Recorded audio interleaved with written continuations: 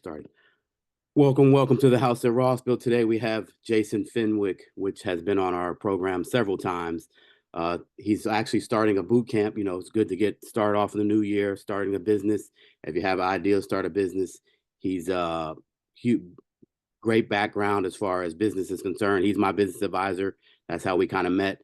He's been doing startups forever. He teaches at university how to get started in business. I'm gonna let him go in and give you a few more details about it. But buckle your seatbelts, because it'll be a great podcast today.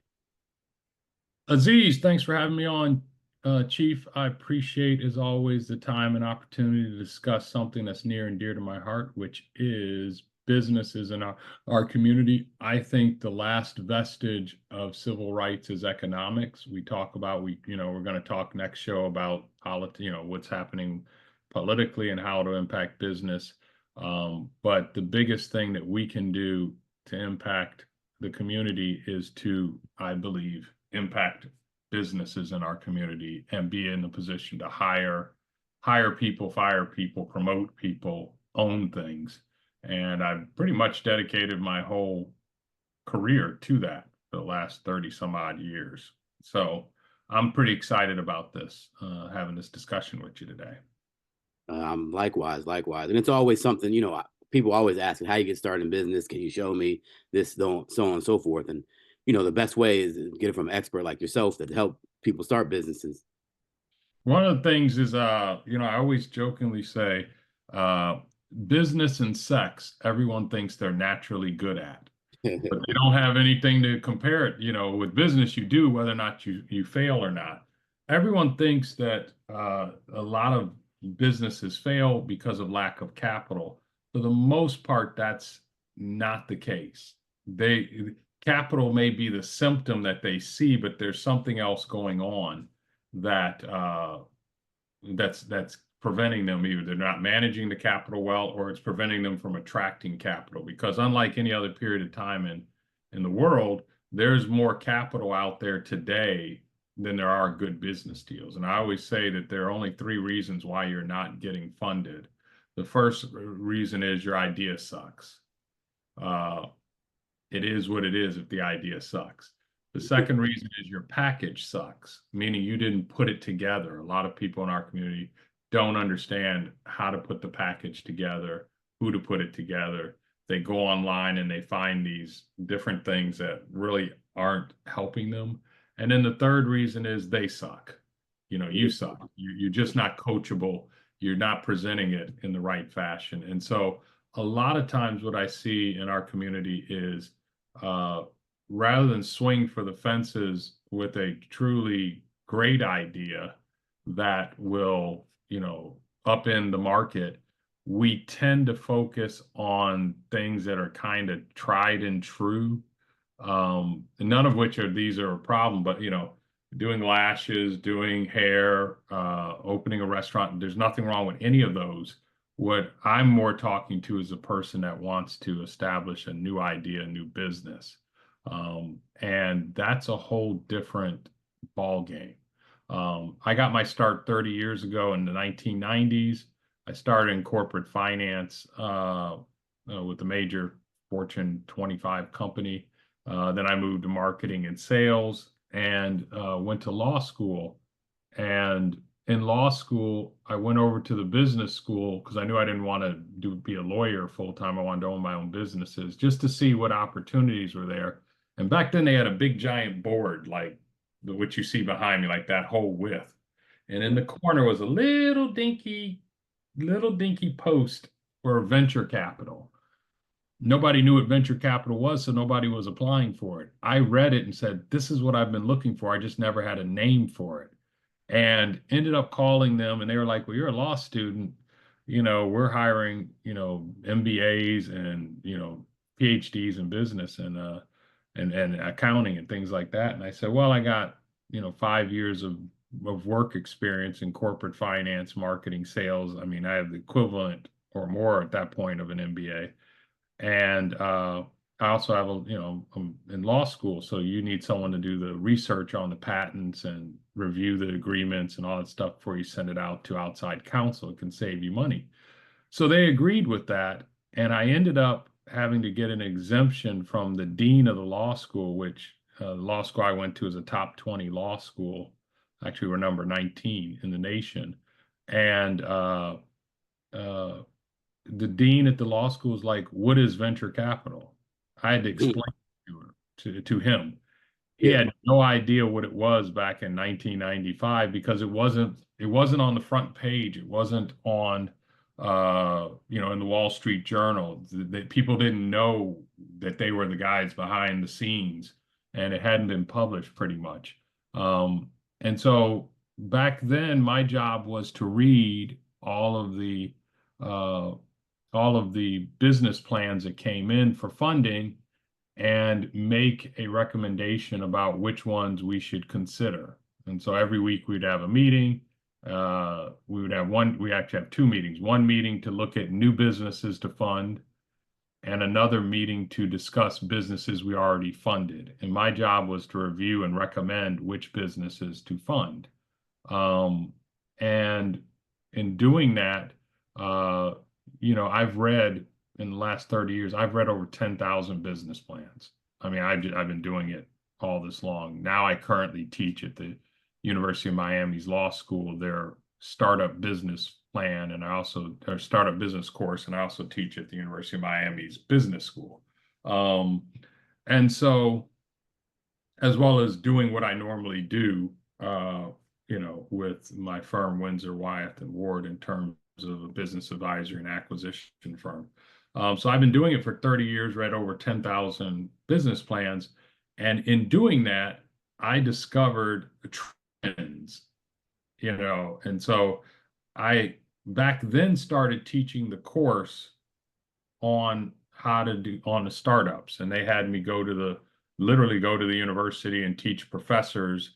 They may be great at chemistry or engineering or whatever, but they knew nothing about businesses. So I taught an 8 to 12 week course then on how to start the business, all the different phases of starting a business.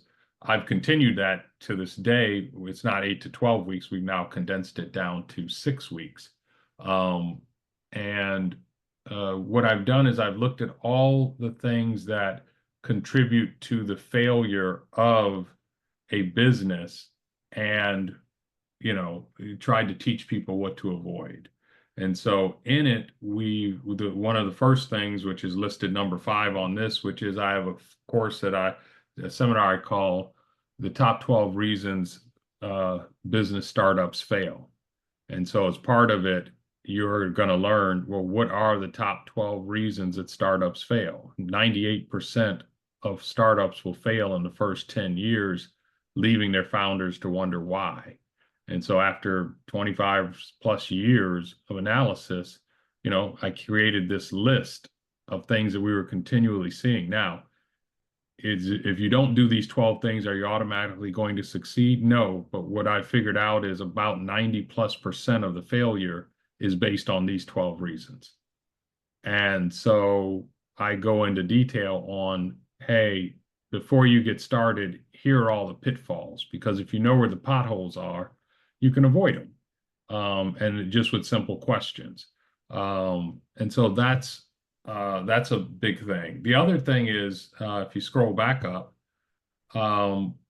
we actually changed it. I sent you the wrong one, but we made it now a 6-part business boot camp. So it's usually so it was a 5-part, now it's a 6-part, because we realized that people were starting in the concept design. So there are 5 phases to a startup. There's concept design. Concept design is where you just take all the ideas that you're in your head about something and put it on the wall. And you're really defining what your idea is. And when you're doing it, you don't have any constraints on it. You're not looking at money. You're not looking at time. You're not looking at anything. What you're looking at, the main arbiter is, what's the idea? What's the competition? And what do you think the market's looking for? And so you were talking about, what is the market looking for? That's number 1. The first phase. The second phase, so we've added that to this because we realized a lot of people were stuck there. The second phase is concept development. which you see on the screen here. Now you're taking the idea and you're having to bring it to reality. Hey, what's the commercial value of my idea? What's the viability of my idea? Will it work? What's the feasibility? What do I need to build this idea? And so if you think of it like a house, the first phase is like being an architect. You're designing the house on paper. The second phase, concept development, is where you're saying, okay, what land are we going to put it on? Who do we need to? We need to bring in a plumber. We need to bring in a roof. Is it a one-story house, a two-story house? We have to dig the foundation. How much concrete do we need? We're asking a whole lot of questions that are practical questions, not theoretical. How are we going to develop your idea into a tangible product or service? And then we're going to look at, well, what's out there in terms of competitively, and compare what we're trying to do to what other people are trying to do. The third process is where the money comes in, concept monetization. That's where we're looking at the process for organizing and monetizing your business idea. There are a lot of ideas that are great ideas. I hear them all the time. But when you look at the pricing around it and the target market, they don't match. And so you may not be able to sell it. And so the easiest thing that I, make it simple. Hey, you and I are going to the car dealership. There are plenty of cars we could go look at that we like. I could take you by Lamborghini, I could take you by Rolls Royce. But if I'm like, hey, this costs $500,000, a man like you can afford that. So you're like, yeah, it's no biggie. Give me two, one for me, one for the missus, and one for my kid. Give me three. But for the average person, price is where you suddenly step away from something. So one of the problems that people always run into that I talk about in the top 12 reasons startups fail is people ask the question, do you like my idea? And everyone says, yeah, because they're being polite. Yeah, I like your idea. That's great. It's an interesting idea. Yeah, do you see anything wrong? Nope, I think that's a great idea. I wish you luck with that. That's the question you want to ask people is, would you buy this product?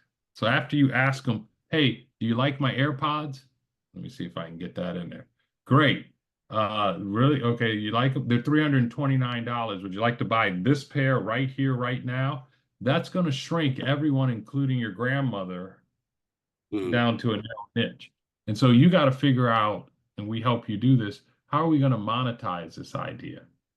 How are we going to take this great idea and figure out, okay, who's our target market? What can they afford? How much will it cost us to produce it? And what do we need to do? What are all the different moving parts that have cost associated with it? And put it together, a package there. So you're going to learn how to do that. And then the next phase is company organization and capitalization. One of the things that people run out and do just so that they can feel good is they run out and they form an LLC or a company, incorporate, they get a logo, they spend all this time and money branding something for a product that doesn't exist.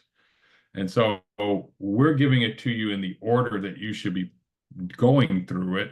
When you get to a company organization, that's when we start looking at, okay, where are we going to organize the company? I hear this all the time. Should I do it in Nevada? I'm like, why you want to do it in Nevada? Well, nobody will know I own it.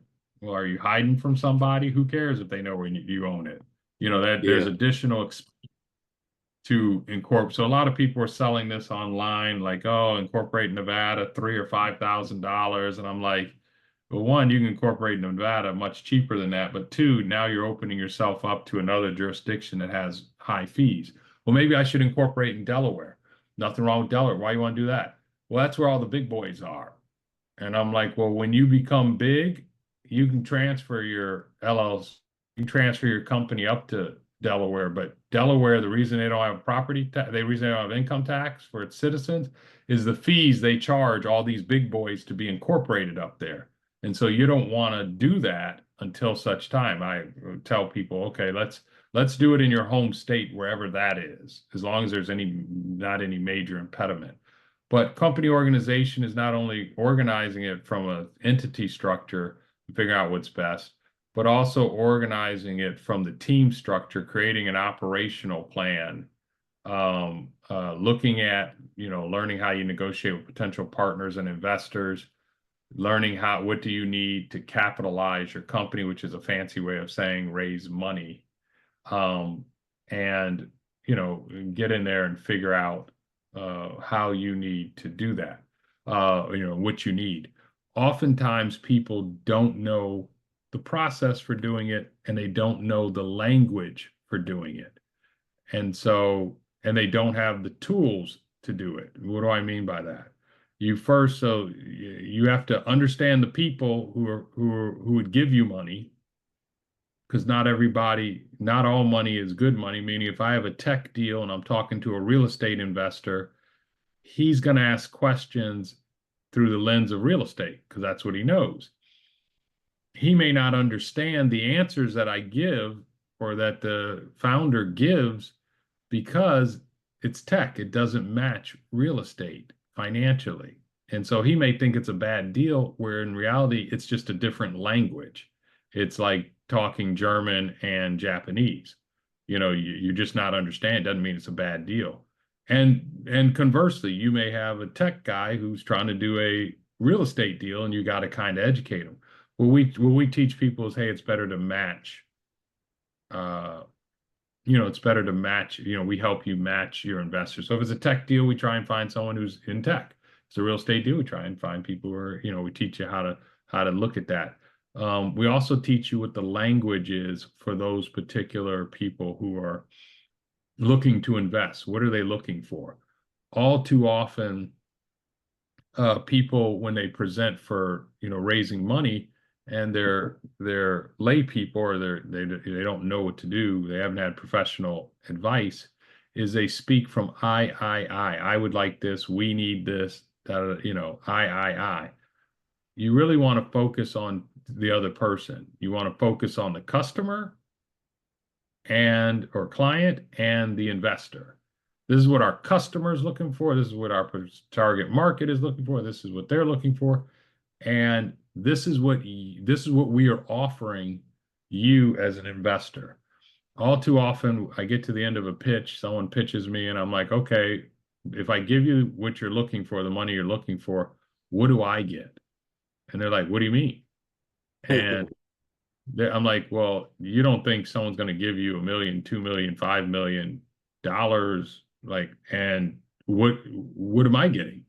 And they'll say, oh, we'll negotiate something. Well, that tells me you haven't thought in advance of something that was pretty obvious, like what you're going to get. Oftentimes people give away more than they need to, or they don't understand what that looks like, what the process looks like. So we go in our now 6-part boot camp, we teach you all of these things. And then at the top, the one that is listed first up here, because it's in previous order, is we start with the 5 phases of a startup, explaining that there are 5 phases. Most people don't realize it. They skip over concept design and want to, they do a little bit of design, skip over development, and want to go straight to monetization or fundraising or straight to capitalization. And they skip 4 levels, and they wonder why they're not getting funded, why distributors aren't picking them up, why manufacturers aren't interested in manufacturing what they're doing, why they're having this difficulty. It's because they go from idea to I want money. Now, what they're seeing on TikTok and out on YouTube and everything is people are doing that.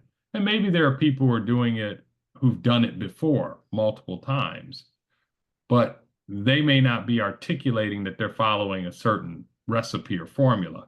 We give you the recipe or formula by first starting out by telling you, hey, there are 5 phases to a successful startup. We're going to go over all of them, but here they are in a nutshell, an overview in the first one. Then we go through and we spend time on each individual one, and then we end with, here are the top 12 reasons that startups fail,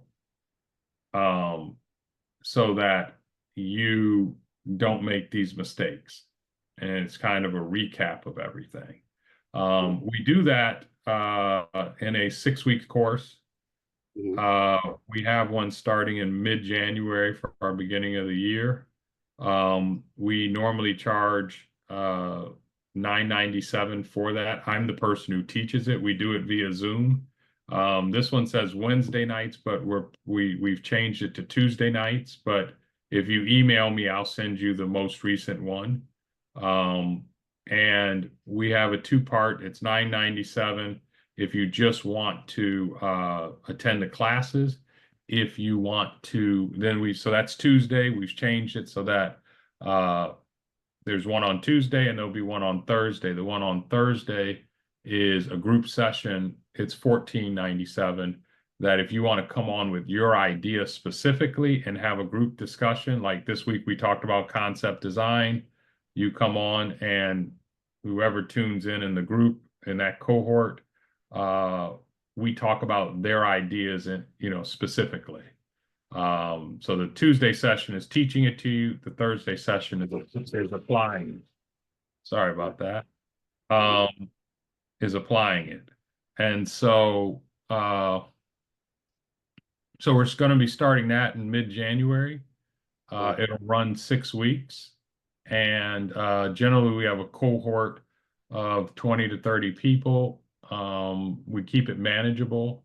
The last time we had, I think 18 or 19, the last class we did. And if you're looking to start a business in 2025, this is really a great way to quickly learn all of the things. Now, I always tell people this. I tell the story of a student of mine at the law school who took my course on startups. And about a third of the way through, she just let out this exasperated in the middle of class. And I was like, "Are you okay?" And I'm thinking she's having a medical emergency or something, maybe a seizure or something.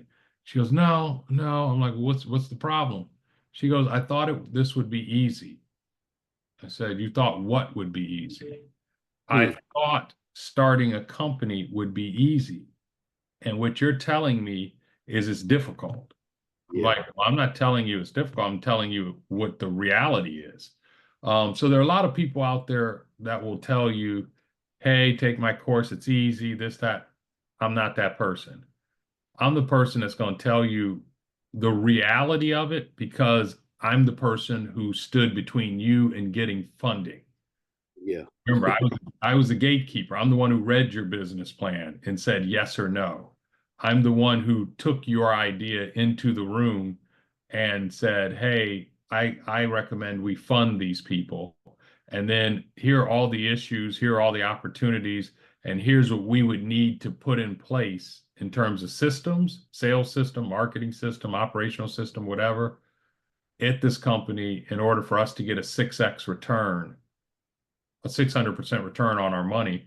And then I'm the person they sent out to the company to make sure all these things were getting put in place. And 30 years later, I'm still doing that. So this is what I do all day and twice on Sunday. I don't do this as a hobby. I don't do this as a side hustle. I hate that term. I help start companies that are successful, that allow them to work for themselves and allow them to work and grow. And I remember this one guy kind of looked like me. He was bald, brown. I was just going to say, you. I went through this program. 3 years ago, yeah. And so if you want to get in touch with me, he keeps highlighting it's J Fenwick at windsorwyeth.com. You can see it right there where he's highlighting. All you have to do is email and say, hey, send me information on Bootcamp. Put that in the subject line. We'll send you the latest and greatest on that and, get that out to you. And little background, like he was saying, I went through this program. I don't think you had it developed this way. It was a little different when I went through it. Yep.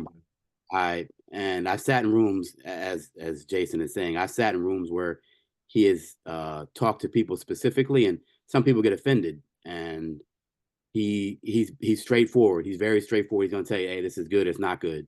He's not just trying to sell a product here. He's trying to help you start a business. That's what he's saying he's doing. But a lot of these programs you go to, because I've been to others, that say, we'll help you start a business. They just give you these pamphlets and, go through things really quick. And they don't give you the real. Every idea to them is a good idea because they're trying to sell you a product. But Yeah. Jason is straightforward. He's gonna give it to you straight. So, Let me talk to that if you don't mind. So one of the things for us is we're not here to sell you. This course is fine. This isn't our main business. It's a door opener for us to see new technology, new ideas. Where we make our money is advising you and getting you funding and things like that. Selling your business, once you grow it and sell it, or growing your business. So us selling selling 5 million of these courses our is not our purpose. To us, it's just a really great use of time to take someone who's bright, brilliant, such as yourself, and it's a way of seeing, it's a way of telling them what the real deal is out there, because they're going to learn it either way. The only question is how much money are they, I've seen people skip our course and go spend $3,000 to $5,000 incorporating into Las Vegas, and then come back and ask me, well, what do I do? I'm like, well, I don't know. What'd you do? Why'd you go to Vegas? I mean, you spent 3 to 5 grand. You didn't need to spend that much money to organize in Vegas. I've seen them spend, I just had one person, they spent $25,000 on a marketing package. I'm like, what are you marketing? You haven't defined your idea. You get what I'm saying? Like you spent this money, you created a website, but I asked 5 questions and it changed the idea completely because you hadn't looked at the target market and figured out what you were doing. So I've seen people, and what I always say is if people go for the feel good versus the real good. I'm the real good, but there are a lot of people out there that are the feel good. And so where where things fail, it doesn't feel good. You take $25,000 out of your 401k and you give it to someone for marketing, and you realize you don't have a concept, you don't have, your concept isn't properly monetized, your company isn't organized, you haven't done any of the basics, you're gonna, they routinely regret it. And the funny thing is sometimes they come to me and ask me to see if I can somehow fix it or get them out of it. And I'm like, yeah, we don't do that. That's not what we do. And they're like, well, you're a lawyer, right? Can't you? I'm like, yeah, but we're not your lawyer. We don't practice law. We're a business advisory firm. So that's it. The other part is this. I mentioned some of my background. I have a finance and accounting degree. I have a law degree. I'm a business analyst, financial analyst, risk analyst, sales analyst, market analyst, operational analyst. God, I'm missing some. Real estate analyst, lawyer, and a couple other types of analysts. Like this list isn't this list isn't complete. But what we do is we always say we're the Navy SEALs of business advisory. Rather than have one skill set, if I was just a lawyer, I could just read your legal documents, but I couldn't do the financial projections. If I was just a finance guy, I could just do the financial projections, but I wouldn't understand sales cycles, sales systems, things like that. Each of these things I've actually done and lived, and I've been at every seat around the table. I've been a founder. I've been an angel investor. I've been in venture capital. I've been an advisor. I've put together investment groups. I've been an owner of businesses. I've sold businesses. So I've done mergers, acquisitions,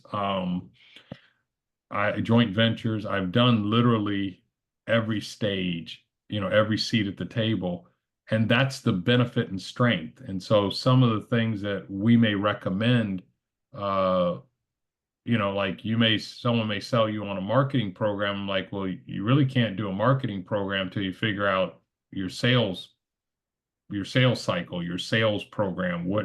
How are you going to sell it? And there's more into it. How are you going to connect with the customer? There's a sequence to things. But so we're really excited about this one because I like teaching. We teach it in person, so it isn't taped, it isn't canned. You're getting me. Number two, we do it Tuesday nights, like I said, 7 to 9 p.m. Eastern Standard. I think I got to check that. So it's either 7 to 9 Eastern Standard. I think it's 8 to 10. We may be doing 8 to 10 just because of people's schedules. And then the same with Thursday. So we can accommodate the West Coast. That's what it is. We can accommodate the West Coast and Central where you are. But it's and then if you need more help, we have individual coaching and group coaching after that.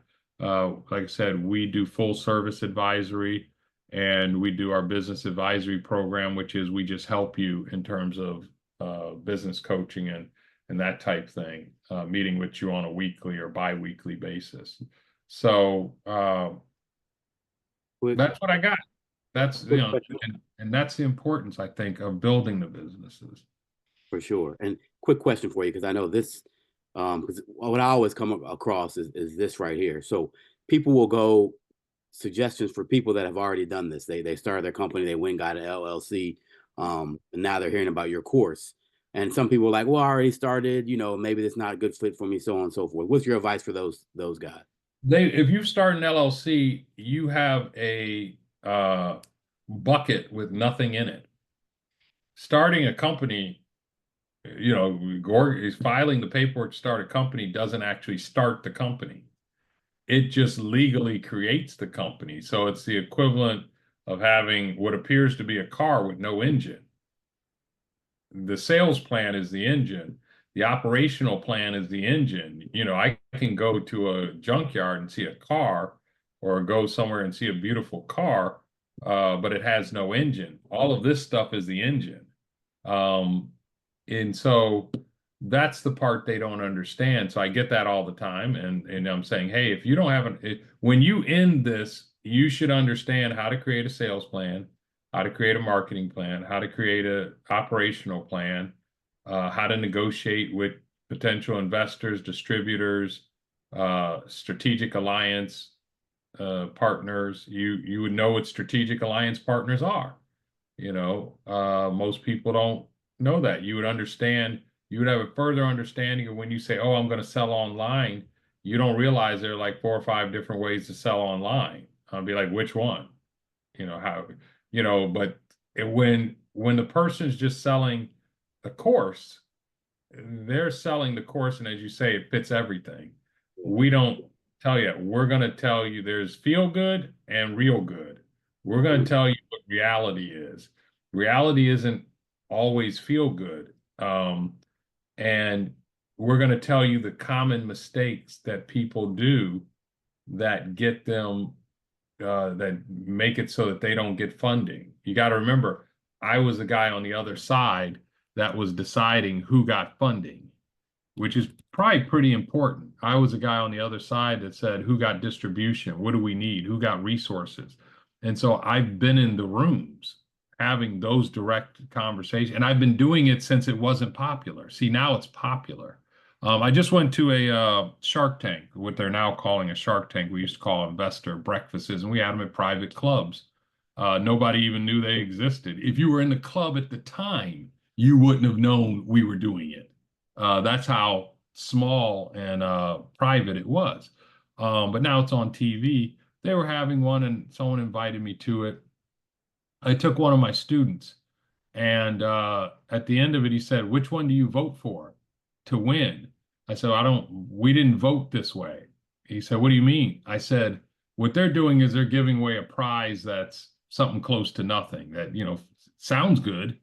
I said, but when I was doing it and when I still do it, the way you vote is you need $5 million. Did we hit $5 million?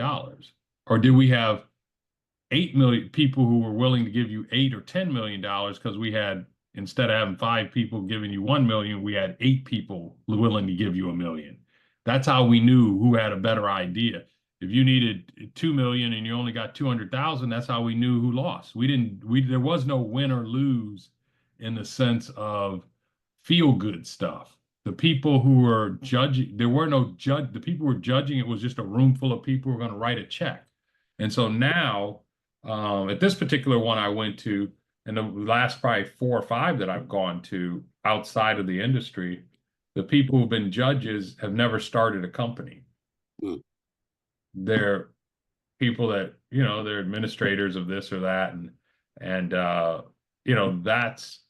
that's something I'm getting away from. When I first started teaching the course 10 years ago, at another university, they had a guy who was teaching from a book. He had never started a company, funded a company, worked for a venture cap. So he would read these Harvard business reviews, which are like case reviews, case studies, and they would talk about it.